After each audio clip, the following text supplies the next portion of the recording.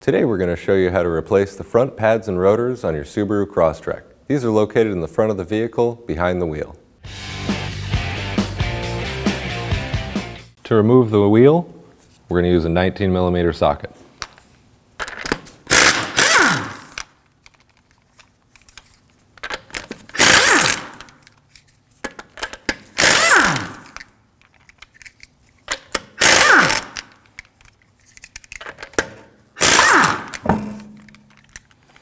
Make sure you place your lug nuts off to the side, somewhere that you're not going to get kicked around.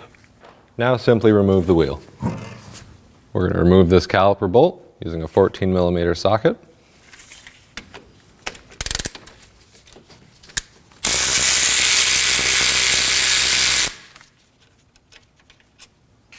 Pull up on the caliper.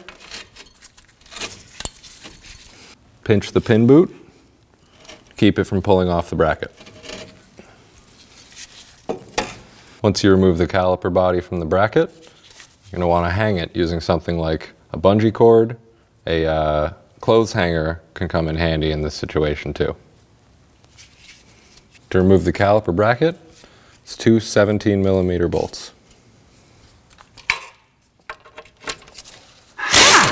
For the upper bolt on these, the lower strut bolt gets in the way, so I'm going to use a wrench to turn out the upper bolt.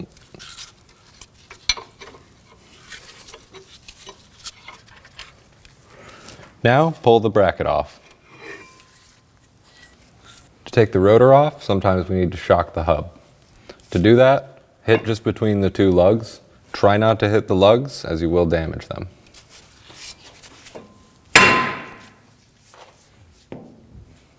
And then you can take your rotor off. Before installing your new rotor, you want to clean up the surface of the hub.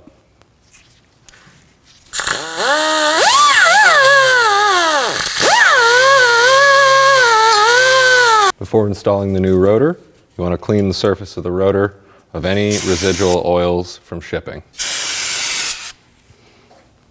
So use a little brake clean on a rag and wipe down the pad surfaces of the rotor. We're going to put some copper anti-seize on the hub to prevent the rotor from sticking.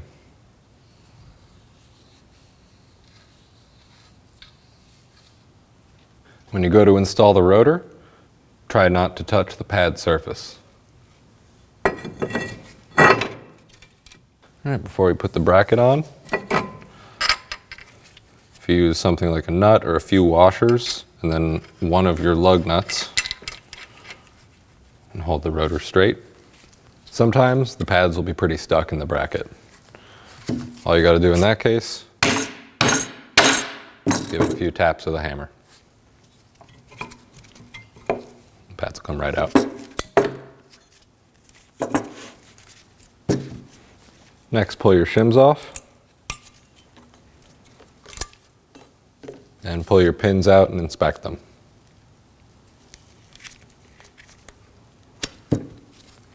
Wipe off your pins and apply new silicone grease.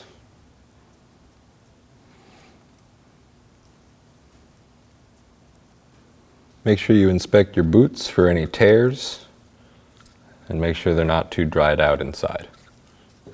If they are, feel free to put a little silicone paste inside the boot itself.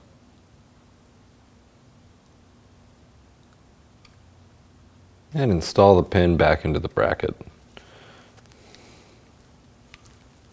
If you don't remove the pin with the bracket, make sure that you come back to it later, clean it up, check it for any damage, and re-lube it.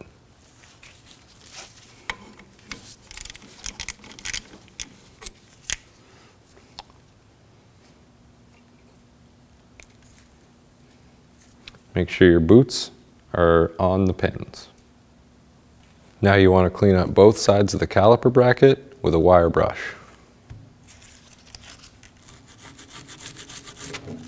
Now we're going to put some silicone paste on before putting our shims on.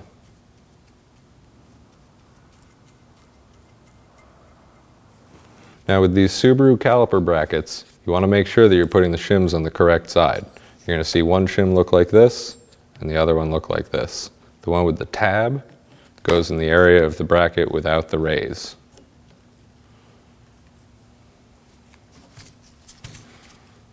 In order to install the shim, simply press down.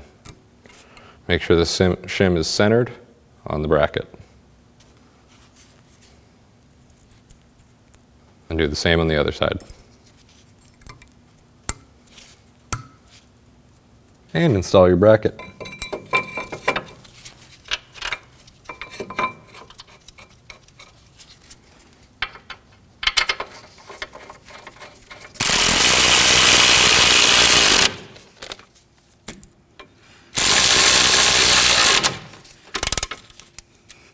Torque the bracket bolts to 59 foot-pounds.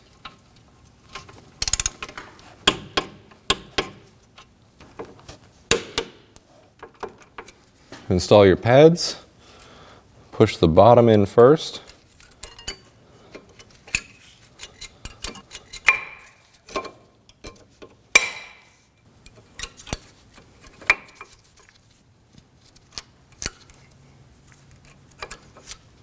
Before you compress your caliper, you want to loosen the bleeder screw to make sure that you don't cause any damage to any of the brake system.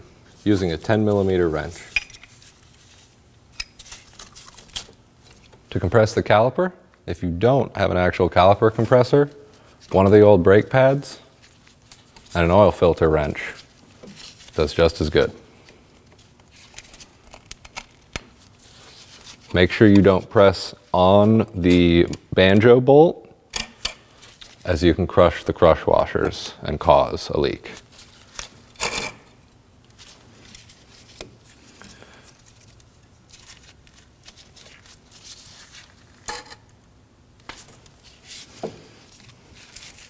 Once the cups are pushed in enough, make sure you tighten the bleeder screw before installing the caliper.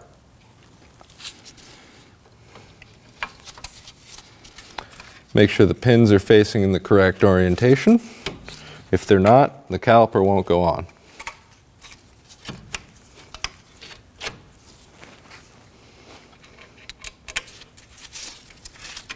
Put the bolts in that attach the caliper body to the bracket and snug them down. Torque the caliper bolts to 19.9 foot-pounds.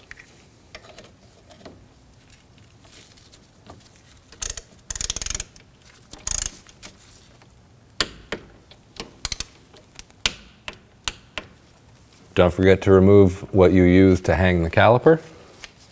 And don't forget to take the nut off before you put the wheel back on. Make sure you pump up the brake pedal to make sure that the car is going to stop when you want it to. To reinstall the wheel, line up the lug studs. If you support the bottom of the wheel, and thread one lug nut all the way in, it'll hold the wheel for you. Now, snug down the lug nuts. Don't over tighten them because you're going to want to be able to torque them after.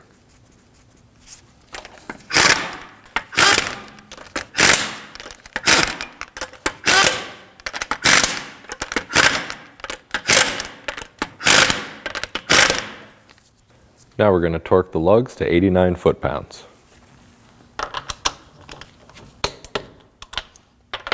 You want to torque in a star pattern, keeping all of the lugs even as you bring them down.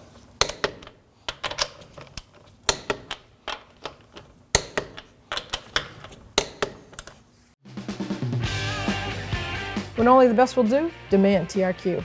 The only company that lets you view before you do. TRQ is committed to offering the highest quality aftermarket auto parts that are engineered for peace of mind. Thanks for using and viewing with TRQ.